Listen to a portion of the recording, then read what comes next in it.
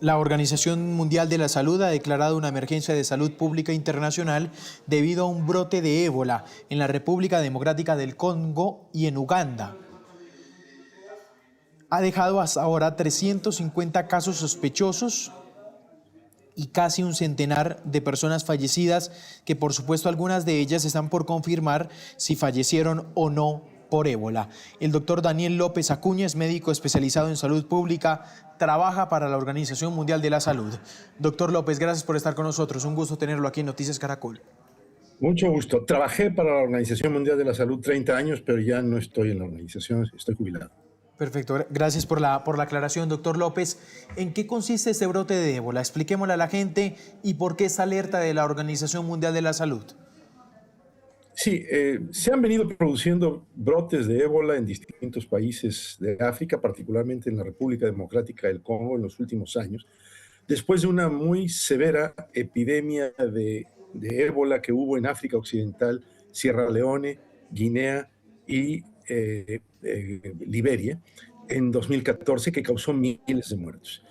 La importancia que tiene este brote que en estos momentos existe y que hay que contener es que se trata de una variedad, de una cepa de ébola que no es susceptible a la protección de la vacuna. La vacuna no nos protege contra él, tiene una alta letalidad, está causando un número importante de casos y fallecimientos, pero recordemos que el ébola se transmite por contacto estrecho y no se transmite por el aire como el SARS-CoV-2 que causó la pandemia de COVID-19.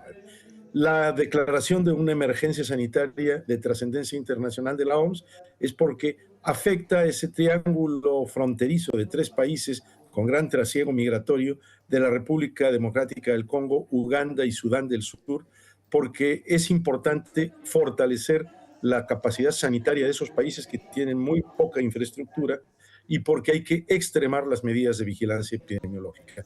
Pero ciertamente el peligro más allá de esta zona en estos momentos es muy limitado y no tenemos que verlo como una alerta que nos esté anunciando una pandemia, sino que nos anuncia una epidemia localizada que hay que contener. Sí. ¿Qué tan fácil es contenerla, doctor López? Bueno, en la medida en que establezcamos los adecuados mecanismos de interrupción de la transmisión, que no permitamos que haya contacto estrecho de personas sanas con personas infectadas, que descontinuemos en esos sitios, en esos países, los ritos funerarios que implican abrazar y besar al cadáver, que fue lo responsable de la gran extensión de la transmisión en el brote del África Occidental. Y en la medida en que tengamos sistemas de vigilancia epidemiológica que establezcan la clara diferenciación entre casos reales y no, con pruebas diagnósticas de laboratorio, y que se tengan los equipos de protección entre los sanitarios que atienden el problema, pues lo vamos a poder contener. Pero estas son zonas muy pobres, muy conflictivas, con mucha dificultad de acceso, y por eso la Organización Mundial de la Salud tiene que extremar sus medidas de cooperación con estos países. Sí. Doctor López, hay pues versiones, dicen el virus estaba circulando hace más de un mes allí entre los humanos antes de ser identificado, y en parte fue en un error de la calibración de las pruebas. Estaban calibrados para una cepa, cuentan autoridades de allá, para una cepa incorrecta, además de que no se respetó la cadena de frío. ¿Qué elementos, digamos, este tipo de elementos, cómo pueden alimentar la propagación del virus?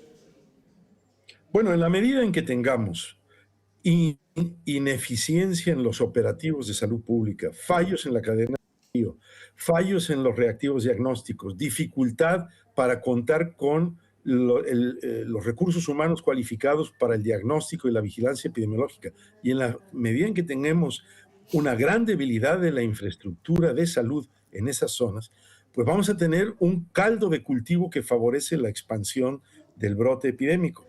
De ahí la importancia de reforzar. Acordémonos qué pasó en el occidente de África en 2014. El virus empezó a circular en países que no tenían infraestructura sanitaria porque habían quedado devastados por la guerra. Liberia tenía una veintena de médicos a lo más para todo el país.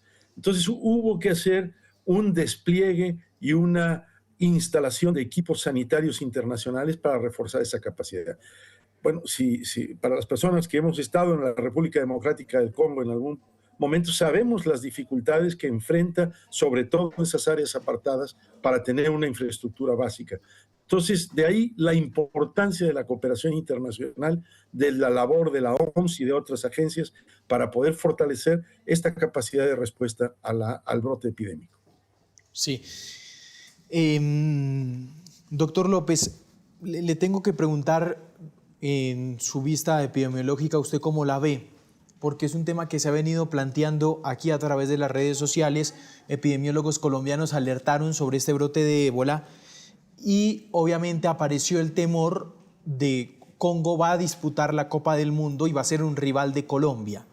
¿Usted ve que el brote de ébola pueda implicar ciertas restricciones a los jugadores de esta selección o cierto riesgo de que ellos vayan al Mundial? ¿Qué protocolos se deberían tomar?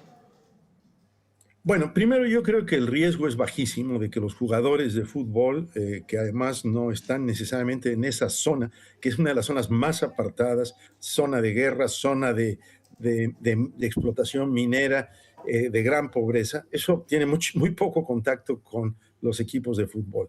Entonces, yo no alentaría fantasmas de posible contagio o transmisión porque van a ser rivales Colombia y la República Democrática del Congo.